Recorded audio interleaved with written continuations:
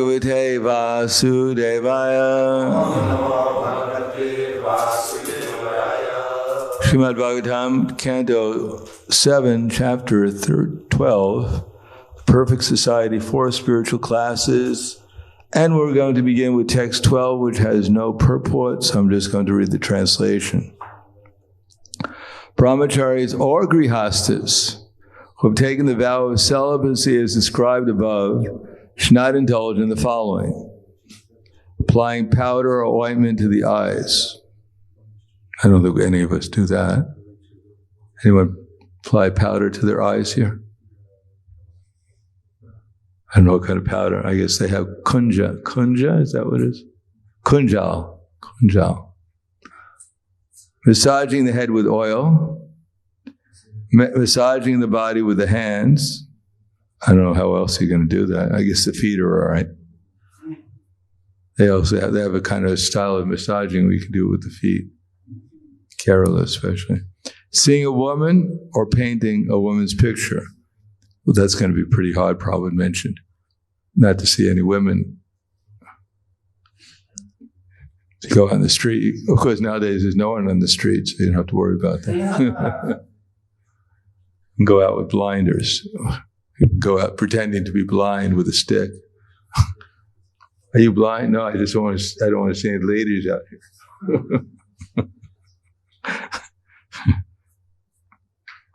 Eating meat, well, that's an easy one, especially on Ekadasi. Drinking wine, it's not available around here. Decorating the body with flower garlands, my God. I'm giving the Bhagavatam class and I'm breaking the principle. Smearing scented ointment on the body or decorating the body with ornaments. These should be given up. These they should give up. Probably the most difficult one is not decorating the body with flower garlands. Could you imagine someone gets a flower garland in the class and then after the class they try and give us no, I'm going to be breaking the Bhagavatam's principles. Don't touch me. But the whole idea is that these things are just meant to attract the opposite sex. I don't think when a devotee gets a flower garland in the class, of course in some places they actually start cheering. They start clapping when the devotee gets a flower garland. I can't figure it out. Probably they can't figure it out either. But usually people don't become that much more attractive when they get a flower garland offered in the class to the opposite sex at least. So text number 14. We're just going to read one verse. Ushit Vaivam Gurukule Dvijo Ditya Babudyacha Traim Sango Pas Nishadam Yadvad Artam Yata Balam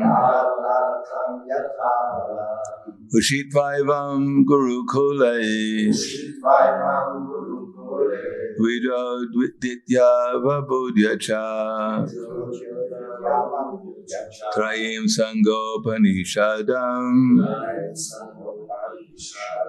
Yavad Artam Yata Balam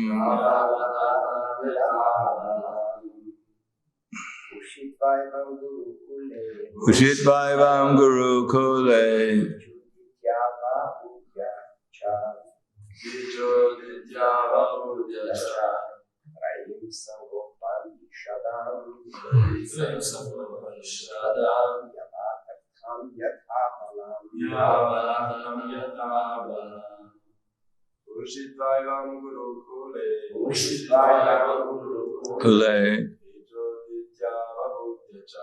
Vido Ditva Vabudyacha Kaim Sango Panishadam Yavadartam Yathabalam Ushitva residing Evam in this way Gurukule, under the care of the spiritual master. Dvija, the twice born, namely the Brahmanas, Kshatriyas, and Vaishyas. Aditya, studying Vedic literature. Avibhudya, understanding it properly. Cha, and Trayim, the Vedic literature. Sangam, Sa'anga, along with supplementary parts. Upanishadam, as well as the Upanishads. Yadvat Artam, as far as possible. Yatabalam, as far as one can, according to one's ability. Translation purport by His Divine Grace, A.C. Bhaktivedanta Swami Srila Prabhupada. According to the rules and regulations mentioned above, one who is twice born, namely a Brahmana, Kshatriya, or a Vaishya, should reside in the Gurukul under the care of the spiritual master. There he should study and learn all the Vedic literatures, along with their supplements and the Upanishads, according to his ability and power to study. If possible, the student or disciple should reward the spiritual master with the remuneration the spiritual master requests. And then, following the master's order, the disciple should leave and accept one of the other ashrams, namely the Grihastha ashram, Vanaprastha ashram, or Sannyasa ashram, as he desires. Purport. To study the Vedas and understand them, of course, requires some special intelligence. But the members of the three hardest sections of society, namely the Brahmanas, Kshatriyas, and Vaishyas, must learn the Vedic literature according to their capacity and power to understand. In other words, studying the Vedic literatures is compulsory for everyone, but the Shudras and the Antyajas. The Vedic literature gives the knowledge that can lead one to understand the absolute truth, Brahman, Paramatma, or Bhagavan. Gurukula, or the reformatory educational institution, should be used only to understand Vedic knowledge. At the present time, there are many educational institutions for training and technology, but such knowledge has nothing to do with understanding the absolute truth. Technology, therefore, is meant for the Shudras, whereas the Vedas are meant for the Dvijas. Consequently, the verse states, Dvijo ditya vabudya cha trayam sango panishadam. At the present time, in the age of Kali, practically everyone is a Shudra, and no one is a Dvija. Therefore, the condition of society has very much deteriorated. People think they're making progress. Social media to brainwash everyone. Actually, they've done studies and they've shown that people are actually feel more lonely. The more they use social media, then the more they feel lonely. And the more they become compulsive. They live for someone to give them a like on their Facebook page, which is not exactly very profound. Someone gives you a like, and then you feel a kind of high. It's like an adrenal surge. The same they've measured, and they've determined that the same kind of experience you get from taking cocaine, you experience a similar experience when someone gives you a like on your Facebook page. Another point to be observed from this verse is that from the brahmachari ashram, one may accept the sannyasa ashram, vanaprastha ashram, or grihastha ashram. It is not compulsory for brahmachari to become a grihastha. So Prabhupada is writing this in India, where especially the fathers and mothers practically demand that their child gets married. especially the boy. Of course, the girls are all supposed to get married, but especially the boy, they wanted to get married. Because when they give their daughter away, they kind of lose their daughter. Giving the daughter away is kind of a loss. Her dowry goes with her, and she goes with her. She moves into the house of her husband, and they get an extra cook, and the household loses a cook. And the son, if he doesn't get married, is a complete waste. It's good for nothing. Except for maybe bringing the family back to the spiritual world, but they were never interested in that in the first place. That's not why they had children, generally speaking, is to bring them back to the spiritual world. Most people have children to provide for their economic comfort, their comfort in old age, security. Previously, they didn't buy insurance because there was no insurance agency. Their insurance was their children. And if they lost their children, either by death or disease or moved away, but if they lost their children because they became a renunciate, that's considered a greatest disaster that can happen to a family. Many times, especially devotees, children, their parents, their friends ask them, "What does your child do?" And they say, "Oh, he passed away," which means he went to the Hare Krishna movement. He's as good as dead. He's an embarrassment.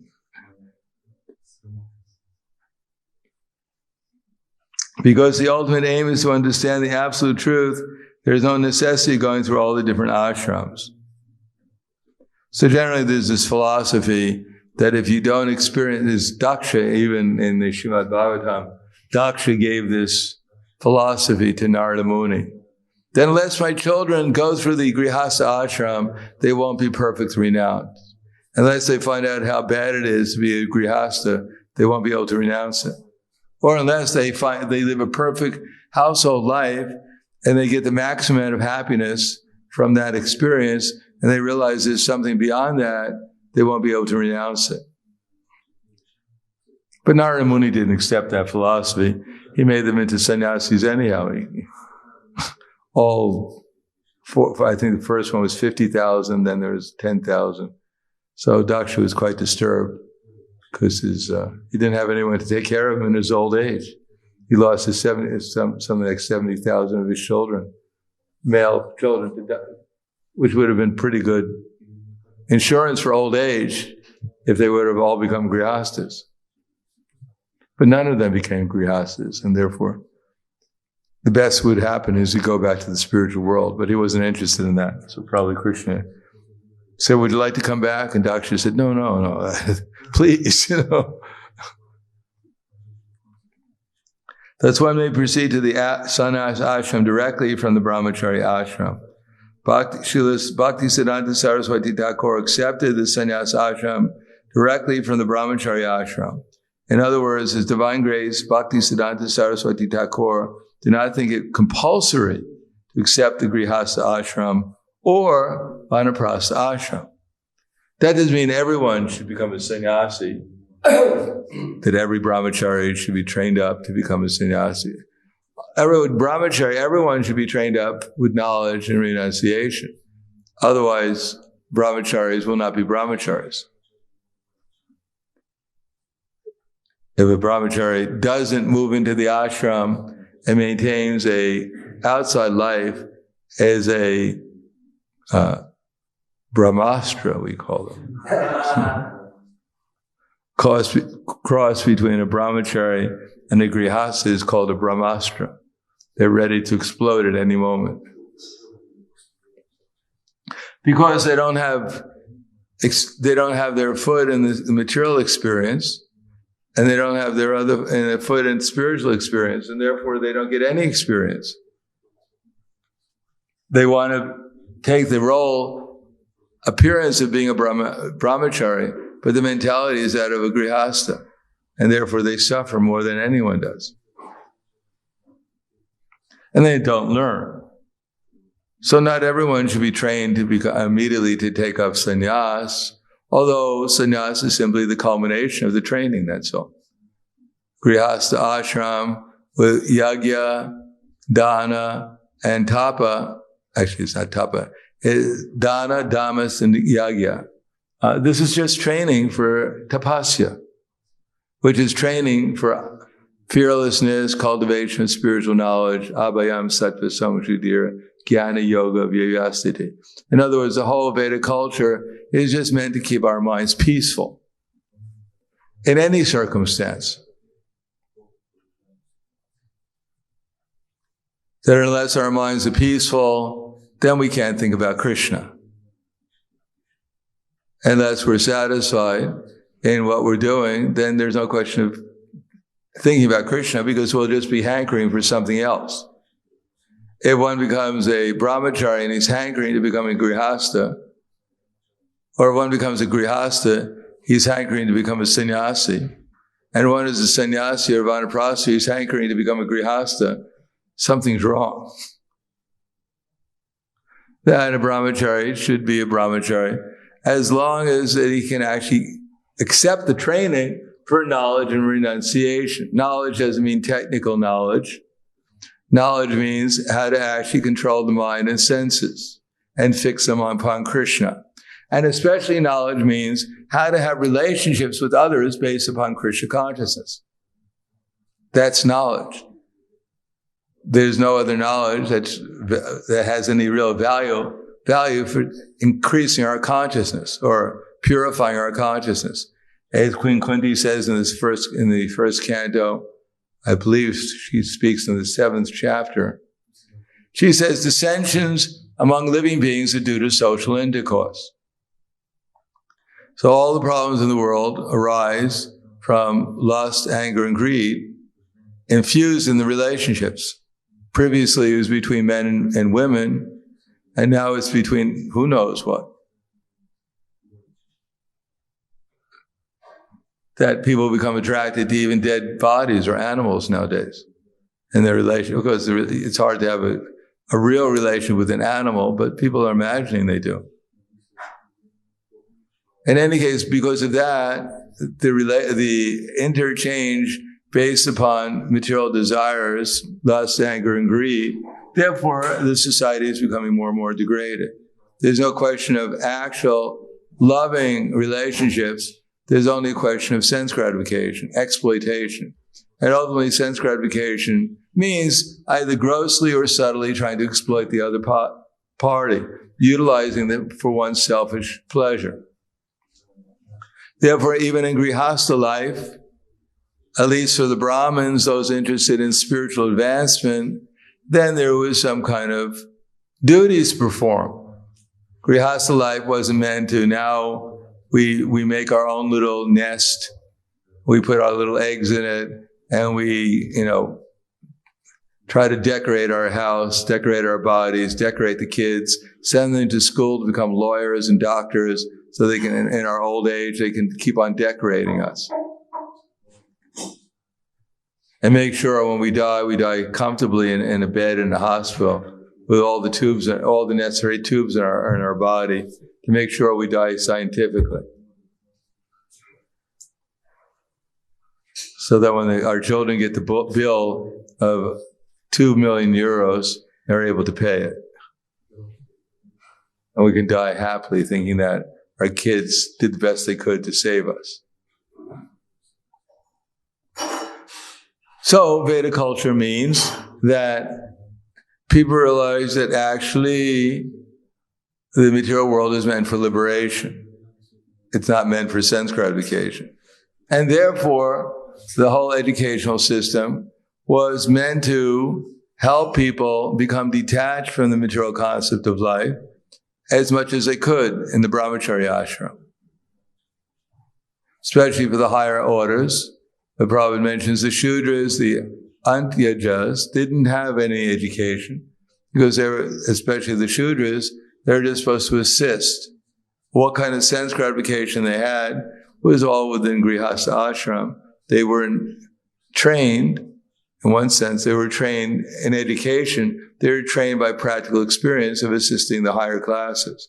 By practical example, and by experience. But those who were Vaishyas, those who were Kshatriyas, those who were Brahmanas, they had to restrain their senses. It's not that I become a Brahmana and then I lord it over the other orders of life. No, one can't become an actual Brahmana unless he gives up this desire to control and enjoy others. Otherwise, one becomes a Shudra. The Vaishyas protected the cows and worked hard, generally speaking, in order to provide the necessities for their family, for others, and for sacrifice. While the Kshatriyas didn't sit simply home on a couch and pop grapes in their mouth. They had to go out and fight. They had duties to perform, protect the society. They didn't set up,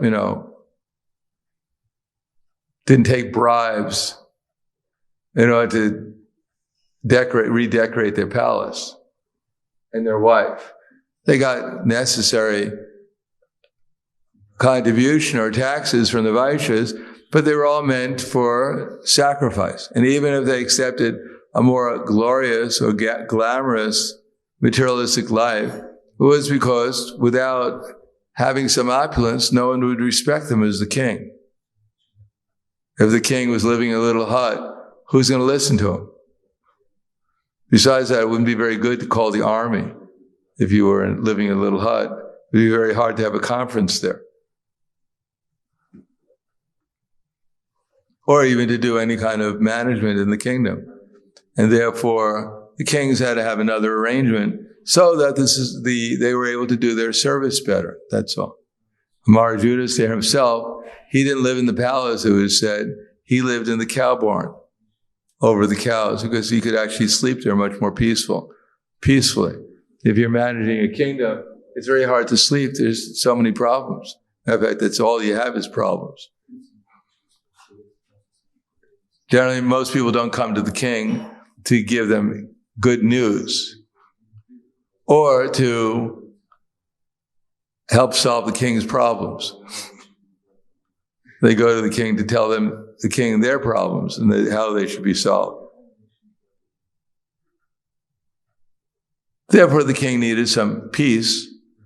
And he come as Krishna did also to show the example. When he went to the Sudama assembly house, then they'd have actors and actresses and dances and bards speaking the glories of the king, just generally to calm the king's mind down, because now he has to face all these problems. Give him a little encouragement. Even if the queen had to dress nicely, otherwise the king would think, my God, my king, the queen came in with some rags. He'd think, wow, my kingdom is really deteriorated. We're really in trouble. So even it says in the 5th canto with Priyavrata and his queen, the queen has to encourage the king, the bards, those who are glorifying the king, the musicians, the actors, the dancers, would have to lighten the atmosphere. So when they really got down to business, the king would actually have a little bit of peace, a little bit of wherewith, a little bit of proper consciousness, so he could actually deal with the issues. Just like in the Srimad Bhagavatam, before the representative of the kings who were captured by Jarasandha came to request Krishna, my dear Krishna, there is 12,000 kings, they're all your devotees, they're all captured by Jarasandha. He's ready to sacrifice all of them to Durga, to Kali. Can you come please and save them? They're all your devotees. It looks pretty bad, you're God, they're all praying to you for your protection. And because they're your devotees, they've been captured by Jarasandha, who's a big demon. Now he's going to sacrifice them. Couldn't you kindly come and protect them? So that's after all the music was done, after all the glorification of Krishna was done, after all these things were done, then the problems come in. Then Narada Muni shows up, floats in the atmosphere. You never know where the problem's coming from. He floats into the kingdom, into the palace, and he says, Krishna, Yudhisthira wants you to come and do a sacrifice for his Rajasuya sacrifice. He wants you to come and honor it. He's doing it specifically for you so that people can understand you're glorious, that you're actually the Supreme Person. And that if they take shelter of you, they don't necessarily lose everything, but actually they can become opulent like Yudhisthira Maharaj, just to make sure that people don't get too much an anxiety. Why should I worship Krishna? I'll take everything away. Yasyanugrahami karishe taddanai shanai. People don't like to become devotees of Krishna because they're afraid Krishna is just going to take everything away and they're just going to be left with nothing. They'll become artificially renounced. So it's perplexing. The kings want Krishna to come and save them immediately. Yudhisthira Maharaj wants to perform the Rajasuya sacrifice. What to do? So Krishna turns to Uddhava and says, what should we do? As if Krishna was perplexed. This is really confusing. I mean, the day was all right until this came along. And then, of course, Uddhava said, well, first, go with Bhima and Arjuna, kill Jarasandha because he won't accept Maharaj Yudhisthira's sovereignty, and therefore the Rajasuya sacrifice can't go on until everyone accepts the sovereignty of the king, either voluntarily or by force. So go with Bhima and Arjuna and kill Jarasandha, have Bhima kill him, and then everyone in the world will accept Yudhisthira Maharaj's sovereignty, and then the Rajasuya sacrifice can be performed, and everything will be auspicious. Because you'll be recognized as the Supreme Personality of Godhead. So it wasn't all, as they say in English, it wasn't all roses. You become the king and everyone just pops grapes into your mouth and ladies dance for you the whole day. No, it's meant for some serious business also. And if you went out and fought, and either you had a choice, either you got killed in the battle or you won. Therefore, people fought seriously. Prabhupada gives the example that there was one king, he was the general for Akbar, and he fought in one battle, and he didn't win, and he had to retreat. So he came back to his palace, and the queen was informed, your husband's coming back. She had already known that he had retreated to the battlefield. So she told the guards to close the gate. So the gate was closed to the fort. So the husband comes back and says, it's me, your husband, the king, he's come back, the general, whatever.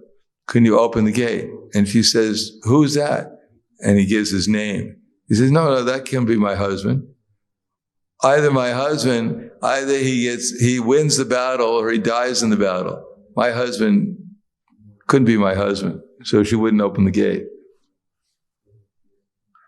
So it was not all fun and games being the king.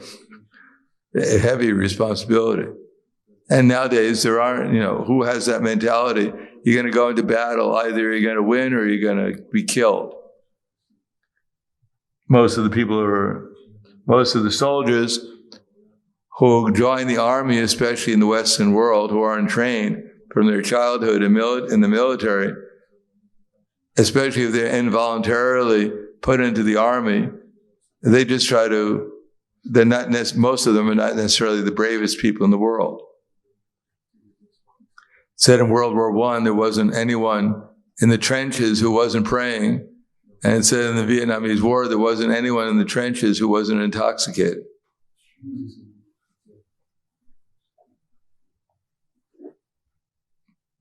And of course, nowadays, the army doesn't even bother facing the other side usually. They just see them on some kind of tablet. And everything is done by technology. You sit in some room in some place in America, and then you have your drone somewhere killing civilians, or maybe rabbits. And when you have spare time, you hunt down rabbits with your drone.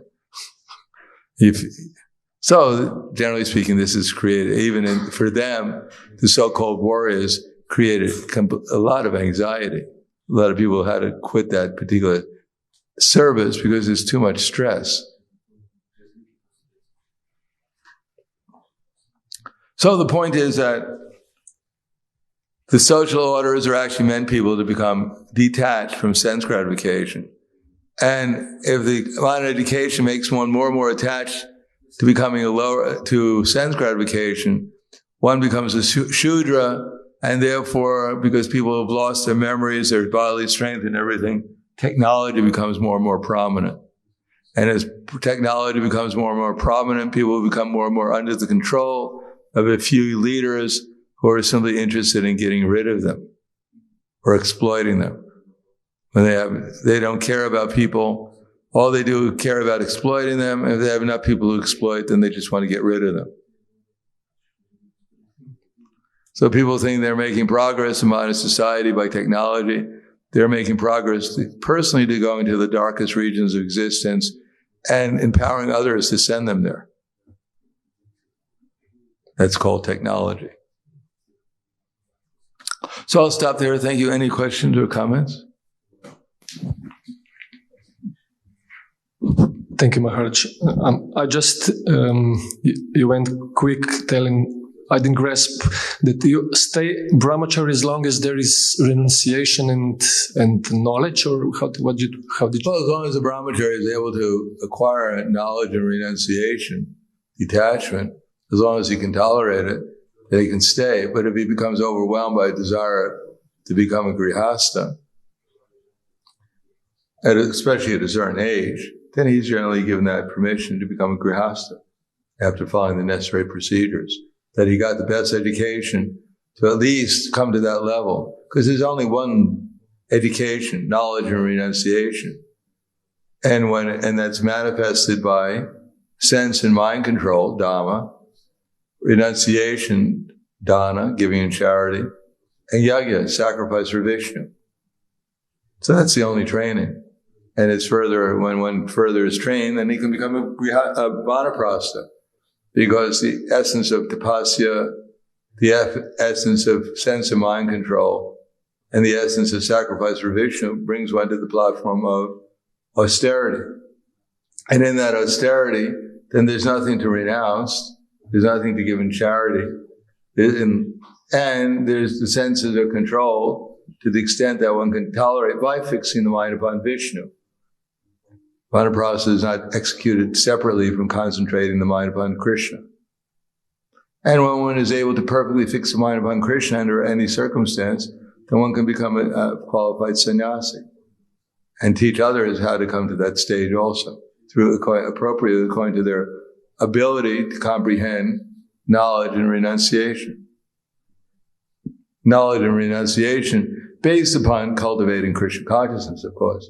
That's education means understand Krishna is the Supreme Personality of Godhead, and renunciation means renunciation of the unrestricted desire for sense gratification. So that's all that's really taught. That's all we're supposed to learn in any ashram. And if one understands that, then any ashram can become successful. And if one doesn't understand that, every ashram will be a failure. Anything else?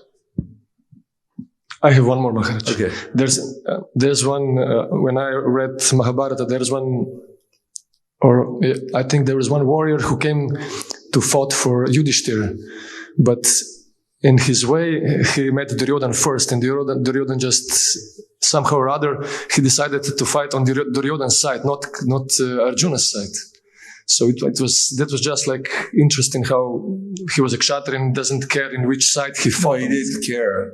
What happened is that he was on his way, and Duryodhana found out about it, and he sent huge feasts and all kinds of paraphernalia for their comfort there. So this particular king thought, well, Yudhishthira Maharaj, he's so kind, he's so considerate that he sent all this prashadam and all these things for our comfort on the way. So he made a declaration, thinking it was Yudhishthira Maharaj, whoever sent these things I give them a boon. And then Duryodhana turns up and says, it was me. The boon is I want you to fight on my side. He didn't have any intention of fighting on Duryodhana's side, but he was obliged because he made the vow, I'll give someone, whoever gave this paraphernalia, this food, I'll give them a boon. Thinking it was Yudhisthira Maharaj. That makes sense. So, tricky dealings. Kshatriyas are not necessarily brahmanas, acting as brahmanas. Okay, thank you very much. Grantaraj Srimad Bhagavatam ki jai, Srila Prabhupada ki jai, Gaur Premanande.